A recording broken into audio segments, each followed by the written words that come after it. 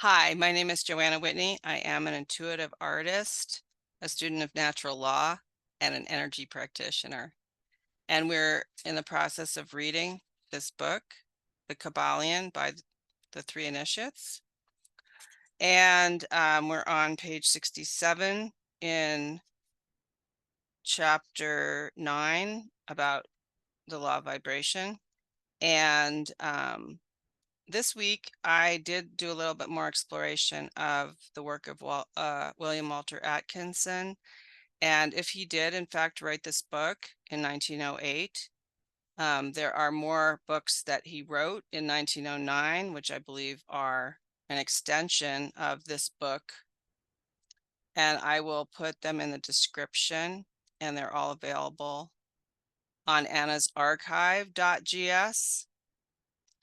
And so, if you're interested in pursuing the how-to of what he's talking about, you could look there. The thing is that he's going to allude to things in this chapter, but they're never going to tell us how to do it. So we have to figure out how to do it ourselves. And there are several different ways to do it. You could follow William Walter Atkinson's way of doing it, which he calls hermetic, but I'm not sure if it's truly hermetic. The Hermetic Library and others claim it's not really hermetic. It's more New Thought. And then there's also Initiation into Hermetics by Franz Barden. That's a good way to do it. And there's a bunch of companion books that go along with that. And those are also available on annasarchive.gs. And then there's another way to do it. There would be Qigong would be another way to do it. Finding a method that you like and following that. And then obviously yoga and Ayurveda is another way. Using Kundalini yoga and making sure to do all of the breath work, and doing it with the intention of finding the higher laws to diminish the lower laws. That would be the intention. You wouldn't just be doing the exercises as yoga, but you would also be thinking of it as a spiritual task towards mentalism. Same with any of these other methods. Franz Barden is blatant about what you're heading towards, as is William Walter Atkinson. They're both stating that you're headed towards developing your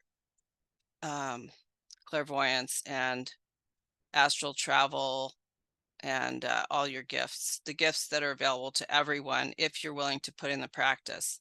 But the other methods can be just mistaken as ways to exercise, and then you may or may not have the access opened up to you. But if you do those exercises with the intention of attaining higher realms, then it's guaranteed that you will have that, in my experience anyway. So we're on page 67, like I said, and I'm just going to read and talk.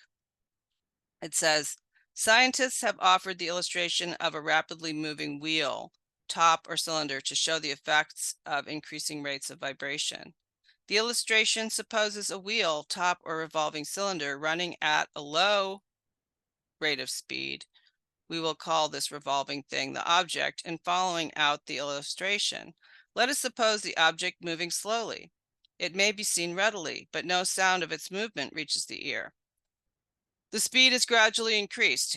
In a few moments, its movement becomes so rapid that a deep growl or low note may be heard. Then, as the rate is increased, the note rises one in the musical scale.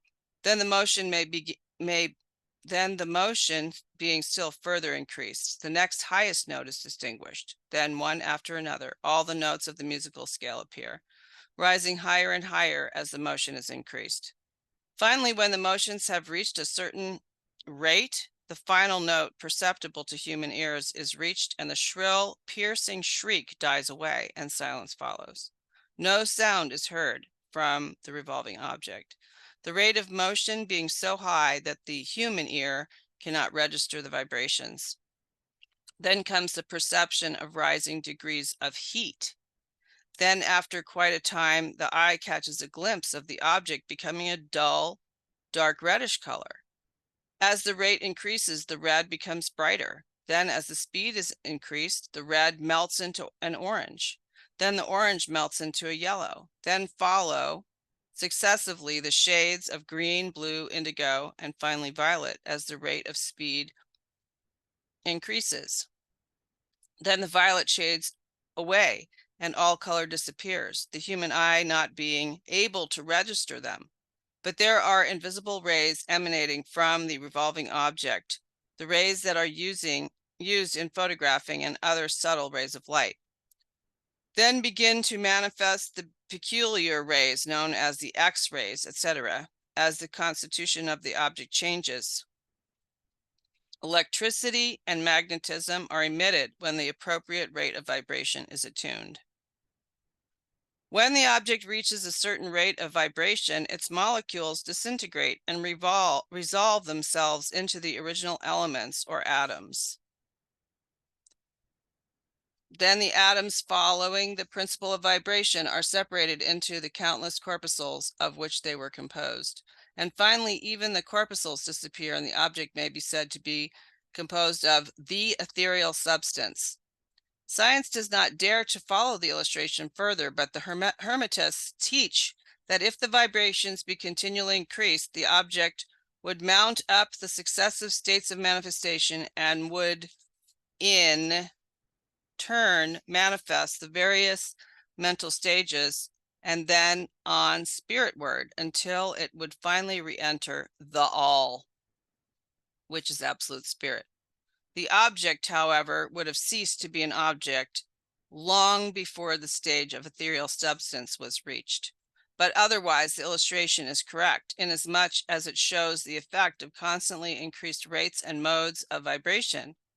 It must be remembered in the above illustration that at the stages at which the object throws off vibrations of light, heat, etc., it is not actually resolved into those forms of energy, which are much higher in scale, but simply that it reaches a degree of vibration in which those forms of energy are liberated, in a degree, from the confining influences of its molecules, atoms, and corpuscles, as the case may be. These forms of energy, although much higher in the scale than matter, are imprisoned and confined in the material combinations by reason of the energies manifesting through and using material forms, but thus becoming entangled and confined in their creations of material forms, which, to an extent, is true of all creations. The creating force becomes involved in its creation. But the Hermetic teachings go much further than do those of modern science. They teach that all manifestation of thought, emotion, reason, will, or desire, or any mental state or condition are accompanied by vibrations, a portion of which are thrown off and which tend to affect the minds of other persons by induction. This is the principle which produces the phenomena of telepathy, mental influence, and other forms of the action and power of mind over mind, with which the general public is rapidly becoming acquainted, owing to the wide dissemination of occult knowledge by the various schools, cults, and teachers along with these lines at this time. Well, that may have been true in 1908, but then I guess the dark occult Luciferians decided they wanted to occult the knowledge so that only they would be aware of it and be able to use it in the military. They've used all this stuff in the military, you know, like the MK Ultra project, Operation Paperclip, in which they, you know, created mind control slaves of military personnel and their children to use as from remote viewing. And this is all supposedly to advance Homeland Security. Excuse me. But really, I mean, who knows what the heck they're really doing, because it's so advanced at this point that it's likely that they believe that they are able to create that a way to go from one world to the other, which is what they show us in their predictive programming, like Stranger Things and Fringe Science. They show us these things, you know, the X-Files, different things like that. They show us what they're doing and how advanced they are. And this is all the occulted knowledge that maybe they were at one time disseminating to us, but they've definitely called it back in and made it more difficult to find. Every thought, emotion, or mental state has its corresponding rate and mode of vibration. And by an effort of the will of the person or of other persons, these mental states may be reproduced, just as a musical tone may be reproduced by causing an instrument to vibrate at a certain rate, just as color may be reproduced in the same way. By a knowledge of the principle of vibration as applied to mental phenomena, one may polarize his mind at any degree he wishes, thus gaining a perfect control over his mental states, moods, etc. In the same way, he may affect the minds of others, producing the desired mental states in them. In short, he may be able to produce on the mental plane that which science produces on the physical plane, namely vibrations at will. This power, of course, may be acquired only by the proper instruction, exercises, practice, etc. The science being that of mental transmutation, one of the branches of the Hermetic art. So like I said, you know, he goes on in later books. William Walter Atkinson goes on in later books to teach how to do this. So it is possible to learn this stuff, and perhaps I will do a series later on, since we're, you know, on our way to the end of this book. I may decide to read his books, but, you know, again, we're only guessing that he's the writer of this book. So in the later books, he does not reference the laws or hermetics, but it does, they do sort of allude to these practices. And the books were written in 1909, so it does seem like he decided to move forward and write those books to show you how to do it.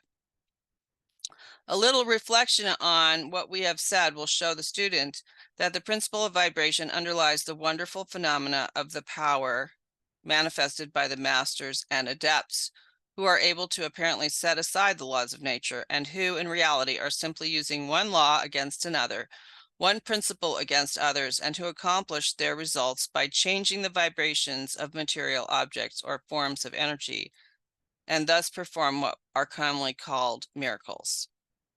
As one of the old Hermetic writers has truly said, he who understands the principle of vibration has grasped the scepter of power.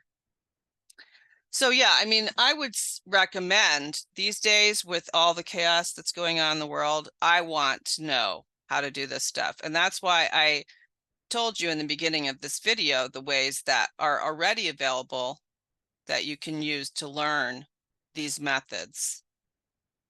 I want to know how to do this stuff because I don't want anyone else influencing the course of my life. I only want my relationship with my creator influencing the course of my life. And I intend to live by natural law, morality, until the day I leave this planet. And so in order to do that, I intend to strengthen and develop my abilities through the ways that are described in this book. And so I'm going to have to go outside of the realm of this book, because this book is only telling me what I can do. It's not telling me how to do it. I have experienced some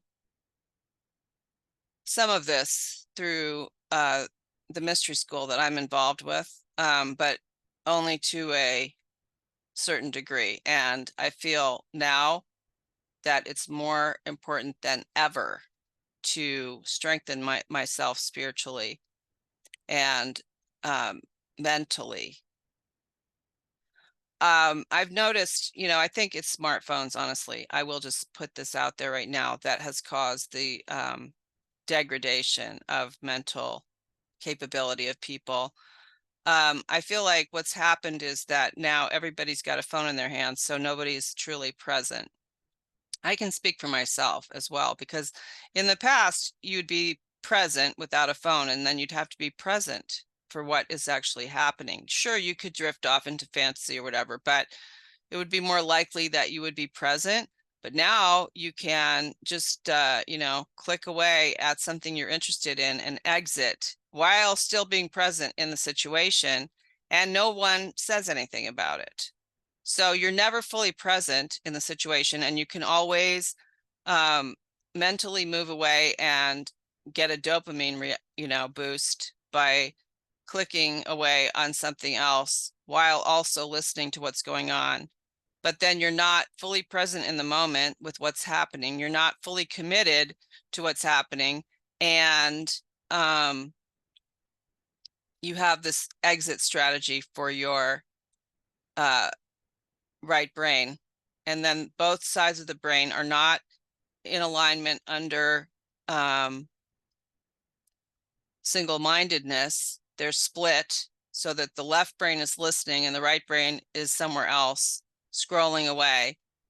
And it's just completely deteriorated all community, and also all truthfulness. Like I have actually recently noticed that truthfulness has completely disappeared from everywhere that I am familiar with. So my solution at the moment is nature, to go into nature more and get more in tune with nature, natural law, and